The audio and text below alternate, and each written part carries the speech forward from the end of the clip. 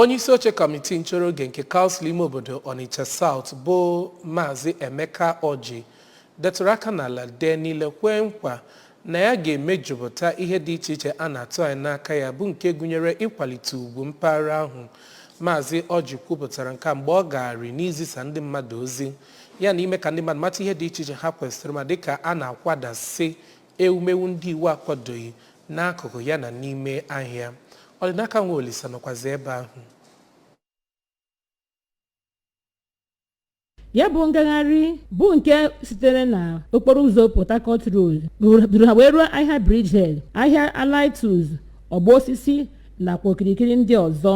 Mgbe ọ na-eletegasị ụlọ ndị anụrụsị n'ọwa mmiri n'okirikiri ebe ahụ ka onyeisi nchere oge a nyere ndị ahịa ntụziaka ka ha kpochasịa ọwa mmiri ha ma wepụgasịa ụmụ ngwaahịa bụ nke a kpọsara n'elu ọwa mmiri iji wee mee ka idiwe na-aga n'ọwa mmiri.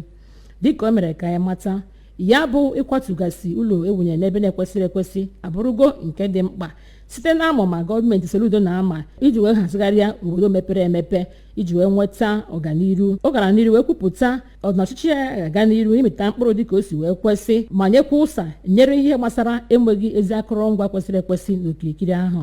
Ọ gara n'iru kwupụta ebumnobi ya maka iwunye ụlọ mmenye ọkụ nakwa ebe a na-enweta ahụike na ụlọ ahịa dị iche iche na ya bụ okpuru ọchịchị. Ọ kwupụtakwa njikere ọ dị iwunye ama egwuregwu nke kwesịrị ekwesị ebe a ga na-eme ihe nlegharị anya dị iche iche. Abịa n'ebe ndị ọzọ gagharịsịrị bụ nke gụnyere ụlọ ebe a na-emepụta mmanya bụ Live Breweries ka onyeisi oche a nyere ntụziaka ka ndị mmadụ rapụ ịdị na-awanye maọbụ na-ewunye ife na-ekwesịrị ekwesị bụ nke gọọmenti na-akwado na-enwetaghị ikikere maọbụ ntụziaka site n'aka gọọmenti. Ọ bịakwa n'ebe ndị ọzọ bụ ebe ndị o kwupụtara na ya akwatu.